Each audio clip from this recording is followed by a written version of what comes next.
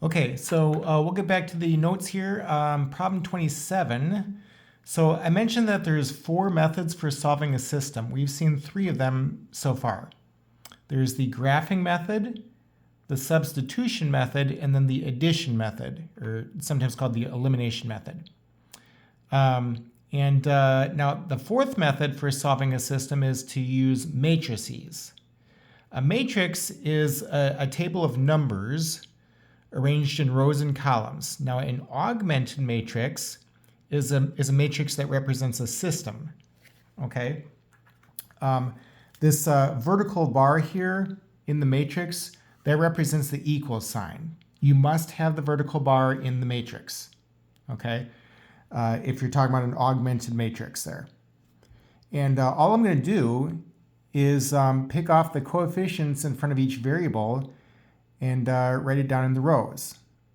Okay, so if I want to write the augmented matrix for this guy here, it would be, let's see, there's a 2 in front of x, there's a -7 in front of y, a 1 in front of z, and then a -1 on the right. Okay, that'd be the first row. And then the second row, we got 1, -10, -3, and 5. And then the third row, we have -3. We don't have any y terms, so I'd have a 0 at that spot. And then 8, and then -2. Okay. Use some brackets, or excuse me, use braces to enclose the matrix there. This would be the augmented matrix representing that system. Okay. Now, what if we go the other way? Problem 28. We want to write the system corresponding to the augmented matrix, which is this matrix here. Okay, so it looks like I'm going to have a system of 3 equations, and there's going to be 3 unknowns, which I'll call x, y, and z. Okay, so the first equation is going to be -1 times x is -x plus 3y.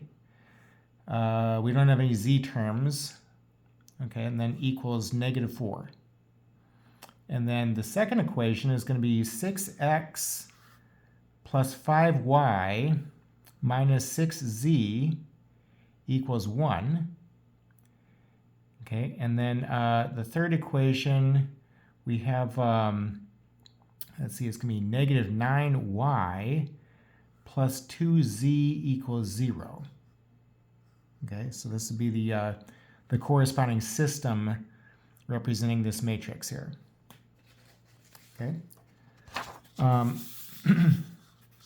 Now, when it comes to solving a system using matrices, what we're trying to do is we're trying to get 1s down the diagonal of the matrix and 0s in the lower triangular part. Okay, so down here. And problem 31 is an example of where we're doing this. We got 1s down the diagonal and 0s in the lower triangular part. Okay. So in problem 29, we want to apply the row operation capital R sub 2 equals -2 times little r sub 1 plus little r sub 2. The little r's will represent the old rows, and the capital R's will represent the new rows. Okay, and we're going to apply that to this matrix here. So I'm going to get a new row 2. Row 1 is going to stay as is. Okay, now we use these transition arrows whenever we apply a step in the problem. Okay, so here's the original matrix, okay, which is this guy up here, and I'm going to apply the row operation to row 2. I'm going to get a new row 2 by taking -2 times row 1 plus row 2. Okay, row 1 is going to stay as is. So then the new row 2, I'm going to take -2 times 1 plus 2, that's 0. -2 times -3 is 6. Plus -5 is 1. And then -2 times -2 is 4. Plus 5 is 9. And this would be my new matrix then. Okay? Problem 30 is a similar deal here. So we're going to apply the row operations. Capital R sub 2 equals negative 6 times little r sub 1 plus little r sub 2. And capital R sub 3 equals 3 times little r sub 1 plus little r sub 3 to the augmented matrix, which is this guy here. Okay, so we're not doing anything to row 1. Row 1 is going to stay the same. Okay, here's the matrix. I've got that written again. And row 1 is going to just be the same numbers that I see there. I'm going to get a new row 2 and a new row 3. Okay, so how I'm getting the new row 2 is we're taking negative 6 times row 1 plus row 2. Let's go ahead and do that now. So negative 6 times 1 is negative 6, plus 6 is 0. Okay. Negative 6 times negative 3 is 18, plus negative 5 is 13. And then negative 6 times negative 2 is 12, plus negative 7, oh, whoops, I'm sorry, I'm looking at the wrong one. Negative 6 times 2 is negative 12, plus 6 is negative 6, okay? And then over here on the coefficient side, we have negative 6 times negative 2 is 12, plus negative 7, that's 5. Okay? And then we're getting a new row 3 by taking 3 times row 1 plus row 3. Okay, so let's go ahead and do that. 3 times 1 is 3, plus negative 3 is 0. 3 times negative 3 is negative 9, plus 1 is negative 8. 3 times 2 is 6, plus negative 1 is 5. And then over here, 3 times negative 2 is negative 6, plus 10 is 4. Okay, and so this would be my new matrix then that I have. Okay.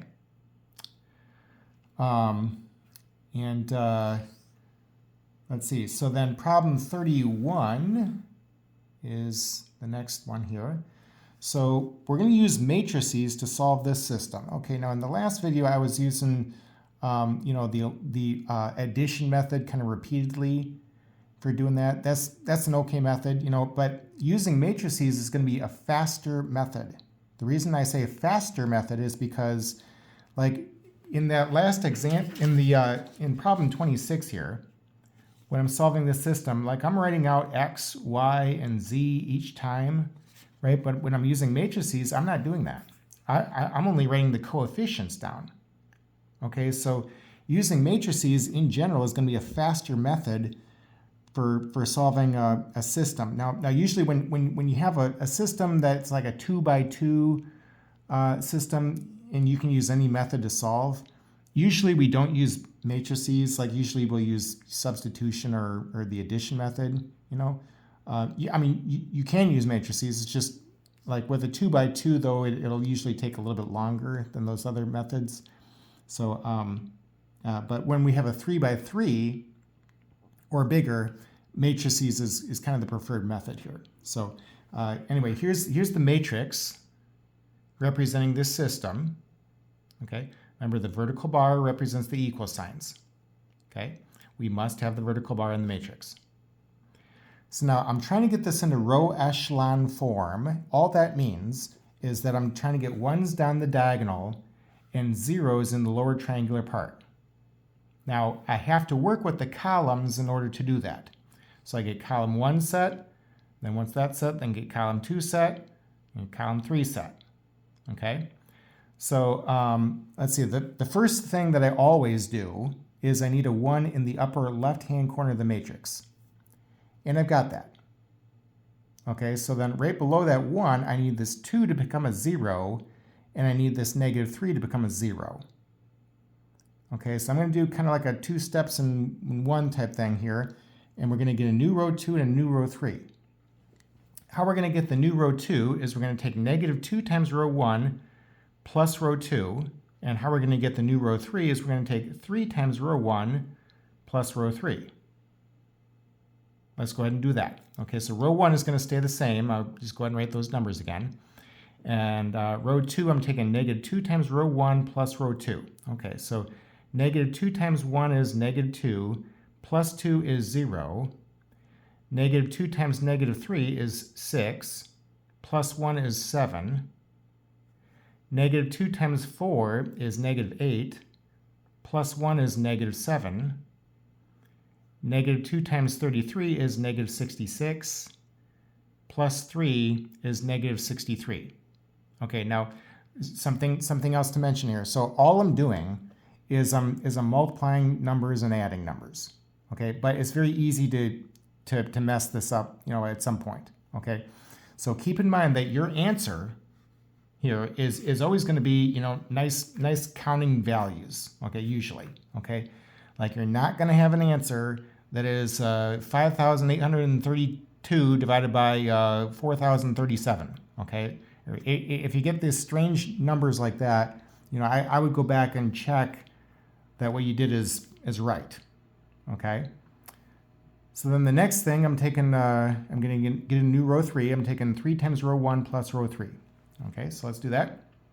We got 3 times 1 is 3, plus negative 3, that's 0. That's good. Okay, and then 3 times negative 3 is negative 9, plus 3 is negative 6. And then 3 times 4 is 12, plus negative 2 is 10. 3 times 33, that'd be 99, plus negative 25 is 74. Okay, so then column 1 is all done here.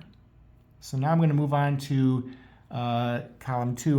The next step is I need a 1 in the middle of the matrix. So the 7 has to turn into a 1. Okay, I can multiply a matrix, a row, by any number as long as it's not 0. So if we get a new row 2 by taking row 2 and multiplying those numbers by 1/7. Okay, 0 times anything is 0. 7 times 1/7 would be 1. Negative 7 times 1/7 is negative 1. And then negative 63 times 1/7, that'd be negative 9. Okay, and here's where we're at now. So then the next thing would be directly below this 1 in the middle of the matrix, I need this negative 6 to become a 0. Okay, so I'm going to have to do something to row 3. And now when I'm figuring out these row operations, like I don't want to mess with anything that I've already got earlier in these columns. Okay, so like to get the new row 3, let's take 6 times row 2 and add those numbers to row 3. By the way, I have to use row 2. I can't do anything with row 1 and then add those numbers to row 3. If I do that, then this 0 leading off is not going to be 0 anymore. Okay, and that's a problem. So let's take 6 times row 2 plus row 3. Okay, 0 plus 0 is 0. 6 times 1 is 6. Minus 6 is 0. 6 times negative 1 is negative 6. Plus 10 is 4.